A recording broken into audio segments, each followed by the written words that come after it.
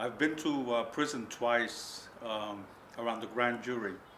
The first time for 9 months. I had been called in 1977 together with 11 other people. And the second time was for 3.5 years, and that was another kind of a grand jury.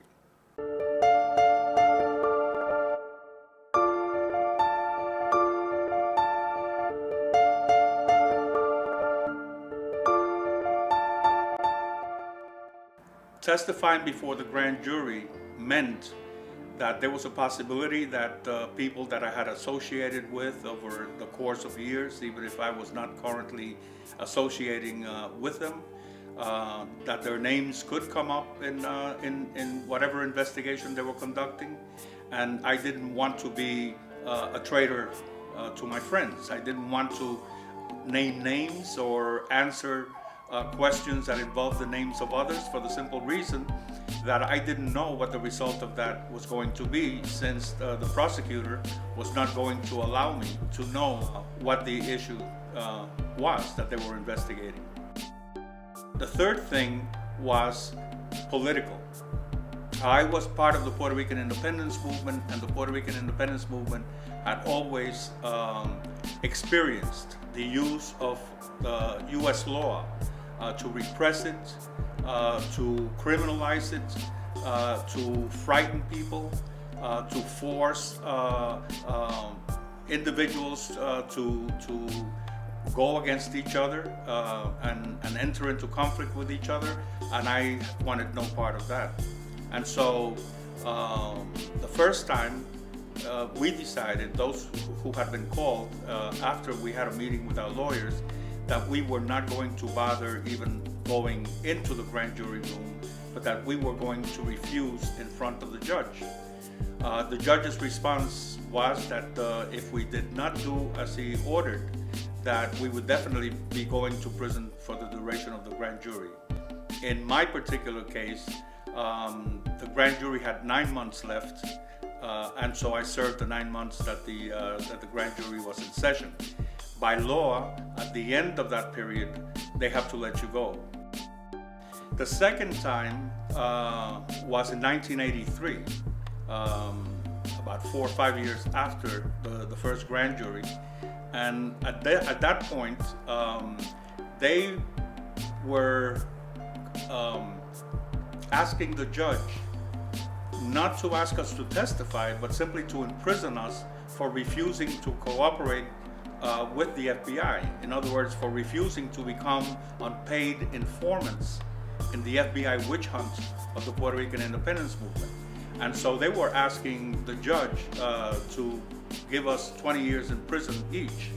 And at that point, there were 5 of us. We refused to testify, and we were imprisoned on that occasion for 3.5 years each. Our prison experience was a remarkable experience because, first of all, we didn't go into prison with fear. We went into prison with a political conviction that what we were doing was the right thing. Secondly, given the fact that most of the people who were in prison were people who had committed crimes, and the main reason why they were caught was because somebody informed on them, had a very positive attitude towards us because they valued the fact that we were not so-called snitches. I believe that because we can resist, and because we have learned how to resist, and because we resist so effectively that all of their investigations wind up in nothing, that we will ultimately win this struggle to see our country free, and to see it free in a way that it does social justice to the people of Puerto Rico. I think that the attempts that are currently going on right now, where a number of young people have been called before the grand jury after a period of a decade of inactivity on the part of the grand jury.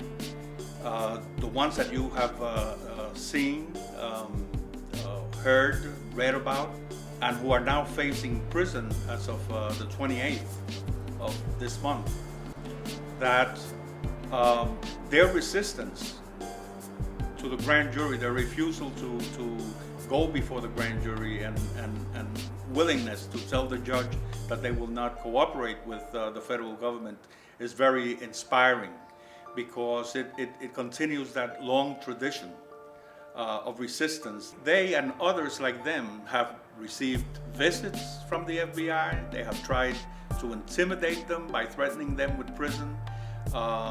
They have done just about everything that they could psychologically to try to break them down, and however they continue to resist. So I admire them very much, and I support them. There seems to be a new wave of repression, a new wave to try to keep people silent and still, to prevent them from demonstrating, to prevent them from being active and advocating social change. That is the period that we're in right now. In our history, both as communities in the United States, as well as in Puerto Rico, the social movement, which includes the Puerto Rican independence movement, gains and grows and becomes active, and there are demonstrations in the community. Young people begin to speak out. They begin to take to the streets, and they fear that, because that is exactly what brings about change. The time is now, because they can only use force in order to keep us down. We need to come together, we need to confront that, and we need to enter into a new period of struggle and mobilization that will bring us new victories. The last time that the young people who had been called before the grand jury went to court, there were motions made by the district attorney asking the judge to seal down the court and prevent people who were supportive of these young people from attending. They don't want demonstrations anywhere in front of the court, so they moved them somewhat to a distance of about maybe 150 feet, 200 feet to the side of the park. The purpose of all of that is to try to contain the process itself. They don't want people to know about it. They don't want the judge to see people supporting these young people.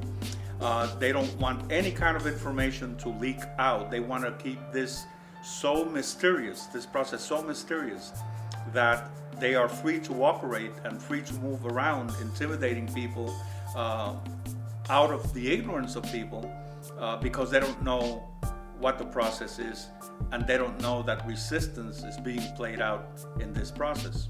On the 28th of July at 10:30 in the morning, which is the date in which the next demonstration takes place and the next hearing in court takes place, and we will be in court to oversee the process. What we expect is for the judge to rule on the government's motion to keep people out of the courtroom. And if the judge decides at that point that they're going to keep people out of the courtroom, then that's a victory for the government, because basically it will cast an air of mystery around the whole proceeding, and nobody will be able to talk about it because nobody was there. They want to isolate them. They want to keep them from being supported by the community. And so it's very, very, very important that on that day, as many people as possible show up at the courthouse on Cadman Plaza, and at the park, which is the park right across the street from Cadman Plaza, on July 28th at 10:30 in the morning, to support them.